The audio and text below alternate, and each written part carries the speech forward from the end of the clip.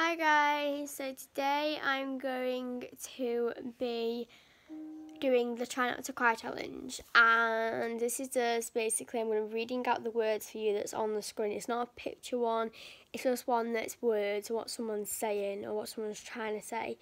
And I honestly not looking forward to this, not at all. I did the Try Not to Sing challenge pretty well, but I don't really know if this is going to be the same. Sandpiper to bring joy. She was 6 years old, and when I first met her, I'd drive to the beach. Distance of 3 or 4 miles. Whenever the world begins to close in on me, she was building a sandcastle or something. I looked up. Her eyes as blue as the sea. Hello, she said. Sorry, that's my hands really shaky, so I don't want to cry. Answered with a nod. Not really in the mood to bother with a small child. I'm building, she said. I see that. What is it? I asked, not caring. It's tight. Oh, I don't know. I just like the feel of the sand. Oh, that sounds good, I thought. I snipped on my shoes and the sand snipper clipped on. That's joy, the child said. It's what? It's joy. My mama says sandpiper comes to bring us joy. The bird went gliding down the beach. Goodbye, joy. Oh. I muttered to myself, hello, pain, and turned to walk on. That is so horrible. I'm depressed. My life seemed completely out of balance.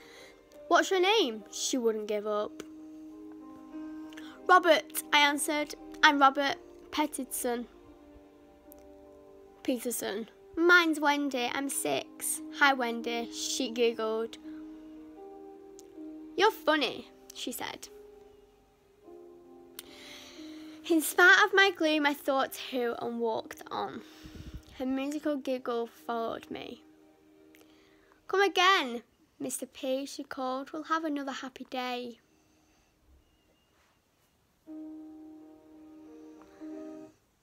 Days and weeks that followed belonged to another.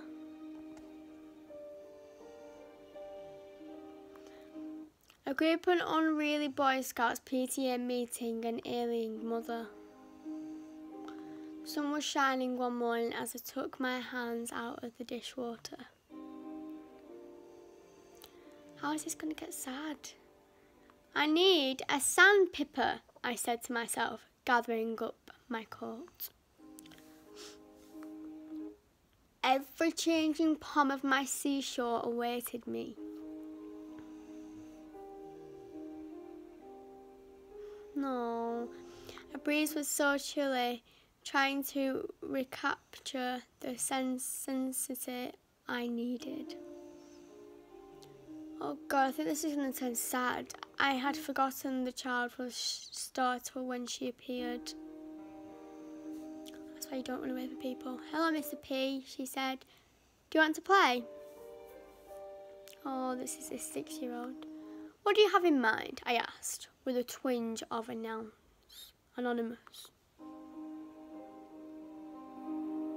I don't know, you said. How about charades? I asked, sarcastically. Tinkling thoughts burst through again. I don't know what that is. Let's just walk, then. Looking at her, I noticed the delicate fairness on her face. Where do you live? I asked. Over there, she pointed towards a row of summer cottages. Strange, I thought. In winter? Where do you go to school? I don't go to school, Mummy says. We're on vacation. She chatted little girl talk as we strolled up to the beach. But my mind was on other things. When I left for home, Wendy said it had been a good day again. Oh, feeling suspiciously better, I smiled at her and agreed. That's what you need to do all the time, Robert. 3 weeks later, I rushed to my beach in state of near panic. I was in no mood to even greet Wendy. Oh God. I thought I saw her mother on the porch. I felt like demanding she keep her child at home. Excuse me. Look, if you don't mind, I said closely when Wendy caught up with me. I'd rather be alone today. She seemed unusually pale and out of breath. Why? She asked. I turned to her and shouted. Because my mother died. I thought, my God, why was I saying this to a little child? Wow, this is deep. Oh, she said quietly, but then this is a bad day. Yes, I said, and yesterday and the day before and oh, go away. Oh dear. Did it hurt? She inquired. Did what hurt? I was experimenting with myself. When she died. Of course it hurt, I snapped. Misunderstanding wrapped up in myself, I strode off. A month or so after that, when I next went to the beach, she wasn't there. Oh no, please don't. Feeling guilty and ashamed and admitting to myself I missed her, I went up to the cottage after and walked and knocked at the door. A drawn-looking young woman with honey opened the door. Hello, I said. I'm Robert Peterson. I missed your little girl today and I'm wondering where she was. Oh yes, Peterson, please come in. Wendy spoke off you so much. I'm afraid I allowed her to bother you. I was in the useless place to accept my apology. Not at all, she's a delightful child. That's what you were saying before. I then suddenly realised that I meant it. Where is she? Wendy died last week. Oh, she had leukemia, maybe she didn't tell you. Stroked on a drop from a chair, my breath. She loved this beach so much when she asked to come. She couldn't say no. She seemed so much better here. I love what she called happy days. You weeks later, she declined rapidly, her voice. She left something for you. Oh no. If only I could find it. Could you wait a moment while I look? I nodded stupidly, my mind racing for something. Anything to say to this lovely young woman? She handed me a smooth envelope with Mr. P printed in bold, childish letter.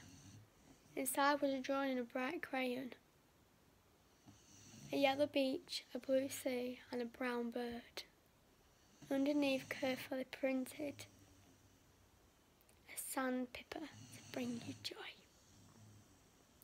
Tears welled up in my eyes as a heart that had almost forgotten to love opened wide. I took Wendy's mother in my arms. I'm so sorry, I'm sorry. I muttered over and over again and we wept together. I peruse the little picture is framed now and hangs in my study. 6 words, one of each year of her life. What speak to me of harmony, courage and undemanding life. Gift from a child with the sea blue eyes and a hair the colour of the sand, who taught me the gift of love. Oh my God!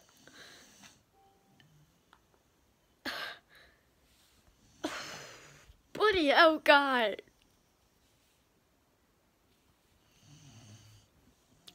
I failed at this one. There's another one left, but I failed. miserably. And no wonder, 'cause it's horrible.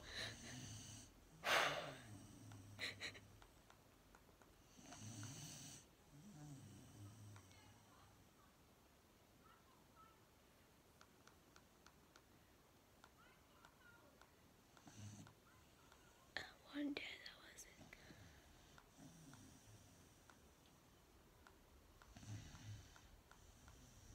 Oh, thinking about a young man.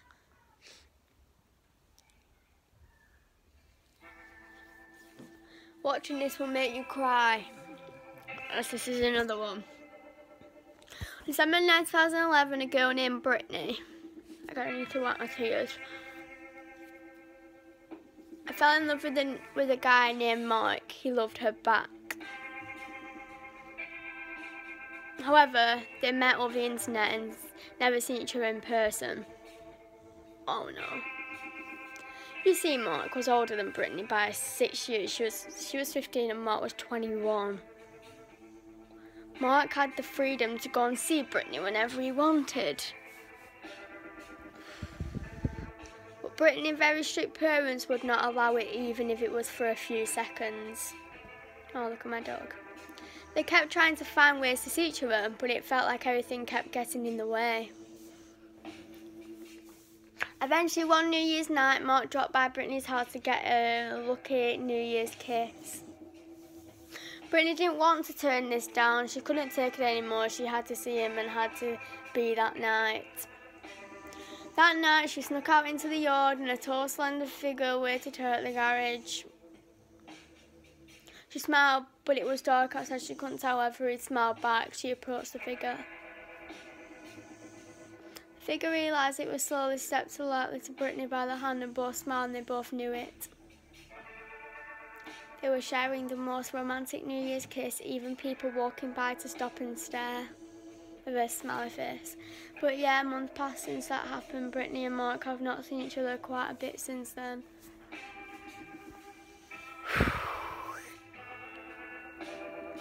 Oh, I can't do this. Usually Mark would start even kissing Brittany a good night before, wouldn't leave her alone all day, and would always say good night, babe, before they went to bed. But one day, what's this turning into? Mark hadn't texted Brittany yet and it was already 2:30 in the afternoon. She started to worry. Text him, hey, and yet no answer. 2 hours left. She texted, hey, how are things going, and no answer. The next day, Brittany went walking for her best friend to let her the stress possibility of why he wouldn't answer.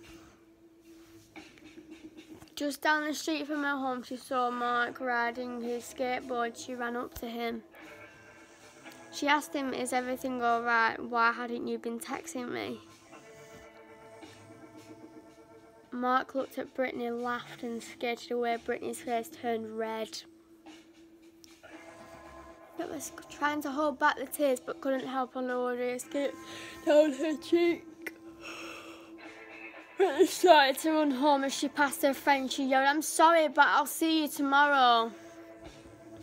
She tried to hide her cherry red face while she sprinted to her doorstep. That night, Brittany sat in her room listening to songs reminding her of Mark. She cried every once in a while but kept so cool. I mean, it probably wasn't that big of a deal to tell herself the next day. First thing Brittany did when she woke up was a window. Something with Mark would even wait out there to wake her up. Instead of seeing Mark warm with a smile, she saw she was never wanted nor expected to see. Mark, yes, her Mark was waiting out with her best friend. When Brittany saw them, she didn't scream, she didn't tell them, she just saw them and she didn't say a word. What? Brittany walked down to her kitchen and opened a drawer. And her mum asked, what's she doing, honey? I'll get it for you. There was no answer. Seconds later, Brittany dropped the floor with a knife through her heart. Her mother called 911. Her paramedics took Brittany away while her mother lay in the corner with her head covered up in her head. The police searched Brittany's room and found the note. It was whoever found it. that note stated to whoever finds this note. I knew I had anything to family education refund in my head, and obviously that's why the reason why I did this. But yet my reason for living simply steps out of my life. You see, my lover was my heart and Mike was my knife. That's just the way it ends. Oh, and when we have my funeral, I hope she shows up. Ow. I hope he reads this note. I hope he knows what he's done to me. So guys, I didn't do well with that one either. But yeah. We're not going to do one, but we're going to do one where it's going to be sad. But it's going to be the song that I know very, very well. I really miss you. He says you're safe now. In a beautiful place called heaven. Oh, thinking about our young years. Favorite dinner tonight. Oh my God. I ate it all up. Oh, I don't like carrots. Oh. In the summer, I can even open my eyes underwater. Oh.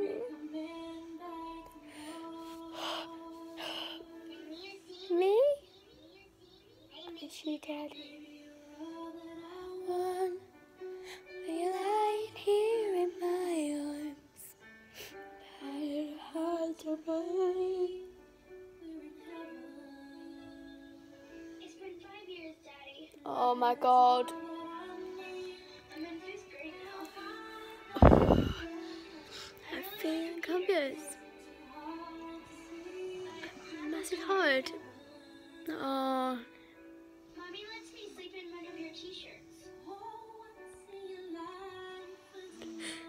I can't do this one. It still smells like you. I don't need to sleep with the light on anymore. Try not to cry, Daddy, but it still hurts. I really miss you, Daddy. I definitely lost it. So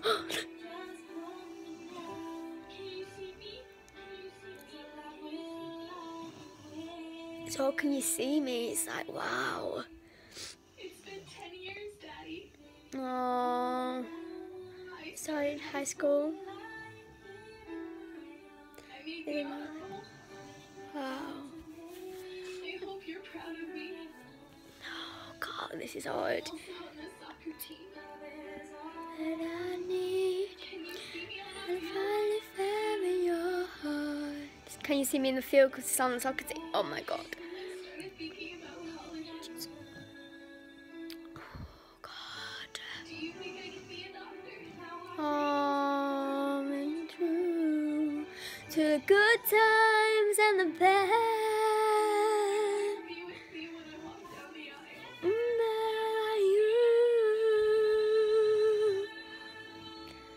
I try not to be sad. You're all that I want. You're lying here in my arms. And it hurts to breathe. I hope you know you're my hero. Oh my God. I can't do this one.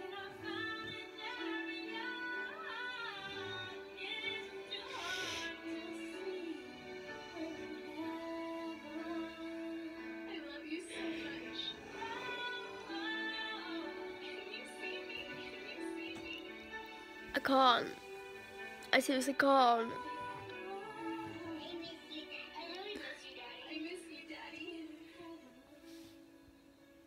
Guys, I definitely lost on that one. Definitely. So, yeah. But I'm going to go now and I'll see you guys really soon. And the next video is probably going to be me singing, but obviously with the backing track because now I've got my thing on there. And someone's asking me to do hauls and things like that, but I don't even know what to do hauls on. Like, I haven't bought anything, but I'm going down Blackburn though tomorrow, so I could do something to do with that. Anyway, yeah, I'm gonna go.